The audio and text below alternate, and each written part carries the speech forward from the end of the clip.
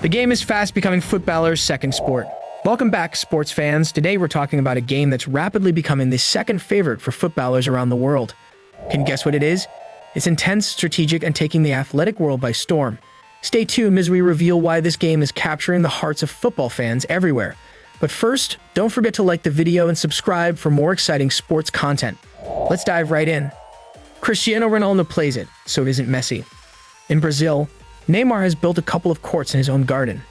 Jurgen Klopp loves it so much that he built a court in Liverpool's training ground. So what is a padel? The game that's fast becoming football's second sport this summer. Jurgen Klopp will leave Liverpool and be replaced by Anna. Slot Club has described himself as a padel addict, and the court he installed won't go to waste because Slot is also a huge fan. In fact, one of the Slot's rewards for winning the Eredivisie title is foreign origin. 2023 saw the installation of a padel court at the club's Rotterdam training base. So that describes how broad the sport's appeal is becoming. However, what exactly is it? Well, its roots are Hispanic. It was invented in 1969 by Enrique Guerra, a Mexican businessman who didn't have enough space at his holiday home in Acapulco to build a tennis court. So he improvised. Guerra built a space that was 25% smaller than a tennis court and incorporated the walls to padel. It uses the same net as in tennis and very similar court markings, and the ball is only allowed to bounce once at most before being returned across the net. But because it's played within a closed space, usually made of glass and metallic mesh, the ball can also bounce off at any vertical surface during the rallies, just like in squash. The game's popularity and how it relates to football are interesting stories. Sport boomed in Southern Europe, initially profiting during the pandemic period. Football and basketball were banned and gyms and swimming pools were shut down. But in Spain, Italy, and Portugal, paddling was judged to be non-contact and courts largely remain open. In Italy alone, the number of paddle courts in the country has increased by 500% since 2020, up to almost 5,000. But the one country that doesn't yet seem to have fallen for paddleboarding, which is widely described as the world's fastest-growing sport, is the United States. In Britain, by contrast, paddles are blooming under U.S. tennis courts, which are being replaced with paddles, and some five-a-side football pitches have also been reproposed. 5 years from now, it's predicted that more than 1 million Bretons could be playing padel, and thousands of footballers worldwide have already been sucked in at Liverpool. Klopp and P.P. Linders, the assistant coach, were a regular doubles pairing. There's even online footage of them taking on Thiago Alcantara and Virgil van Dijk. Mohamed Salah and Messi Ronaldo both feature in the video. Neymar, Mohamed Salah, and Messi Ronaldo have all posted footage of themselves playing on their social media accounts. Cole Robinson, previously head coach of Oxford United and another padel addict, says that the attraction for footballers is at a very basic level, given that footballers tend to have to take on lots of information from coaches these days. Paddles are less tactical and more instinctive, which helps them relax. It's a great way to exercise and not get injured. He says that while it helps burn off any excess energy and keeps your mind sharp, the physical impact is not significant. The ball is always in play, but you barely have to run across the court.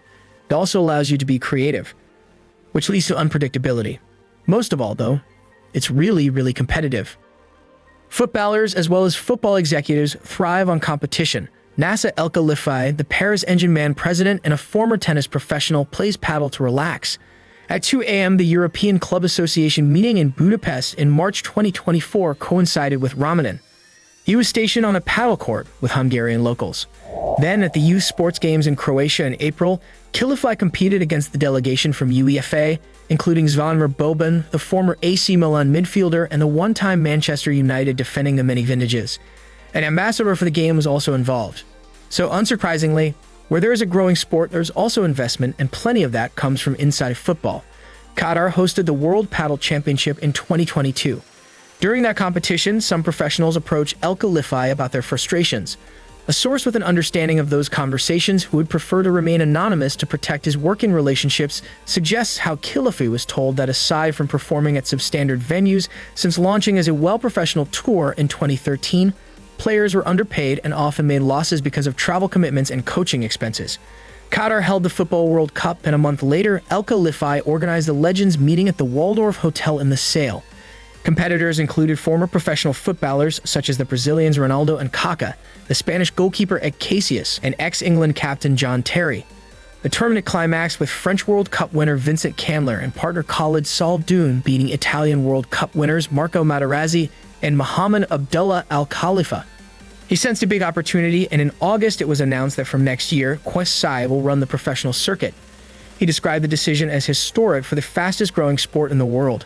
And further down the food chain, two other high-profile investors have been attracted, with Liverpool's Virgil van Dijk joining former Wimbledon tennis champion Andy Murray to put money into a company called Game for Padel, especially since it has pleased British men's #1 Christian, Dina Murphy, who says that suddenly everything has improved for the players. Murphy also believes that footballers are helping massively with the promotion of the sport, and given how many of them seem to be taking part, that support should be available for some time yet. If you like this video, please consider subscribing to the channel.